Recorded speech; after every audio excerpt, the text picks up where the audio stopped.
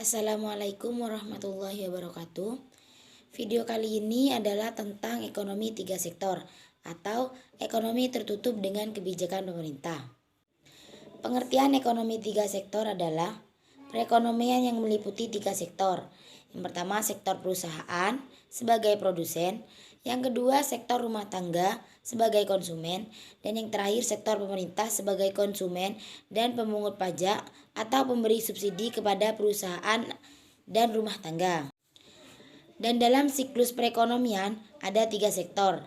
Yang pertama perusahaan, kedua pemerintah, dan rumah tangga, yang dimana ketiga sektor tersebut sama-sama melakukan pengeluaran dan pendapatan. Nah, yang pertama pengeluaran perusahaan. Perusahaan akan melakukan pengeluaran kepada pemerintah berupa pajak.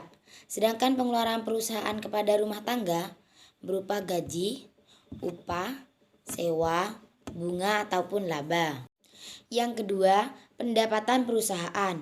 Pendapatan perusahaan yang diberikan oleh pemerintah bisa jadi ketika pemerintah membeli hasil produk yang dimiliki oleh perusahaan sehingga perusahaan memiliki keuntungan, atau bisa jadi pemerintah memberikan subsidi kepada perusahaan. Adanya campur tangan pemerintah yang menimbulkan dua perubahan penting. Yang pertama, pungutan pajak yang dilakukan oleh pemerintah menambah pengeluaran agregat pada industri dan rumah tangga. Yang kedua, pajak memungkinkan pemerintah melakukan perbelanjaan, dan ini akan menaikkan perbelanjaan agregat. Dan ada aliran baru dalam sirkulasi aliran pendapatan. Yang pertama, pembayaran pajak oleh rumah tangga dan perusahaan kepada pemerintah, berarti menjadi pendapatan bagi pemerintah. Yang kedua, pengeluaran pemerintah ke sektor perusahaan seperti pembelian barang dan jasa yang diproduksi perusahaan, dan aliran pendapatan dari sektor pemerintah ke rumah tangga dan industri. Lalu, pendapatan yang diterima oleh rumah tangga akan digunakan untuk tiga tujuan. Yang pertama ditabung, yang kedua membayar pajak, dan yang ketiga dikonsumsi. Syarat keseimbangan melakukan penawaran agregat dalam perekonomian yang tidak melakukan perdagangan luar negeri.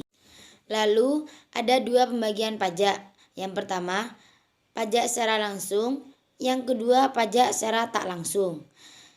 Pajak secara langsung adalah pembayaran atau pungutan pemerintah yang secara langsung dikumpulkan dari pihak yang wajib membayar pajak. Yang kedua, pajak tak langsung, beban pajak yang dapat digantikan kepada orang lain. Ada tiga bentuk pajak. Yang pertama, pajak regresif, yang kedua, pajak proporsional, dan yang terakhir adalah pajak progresif.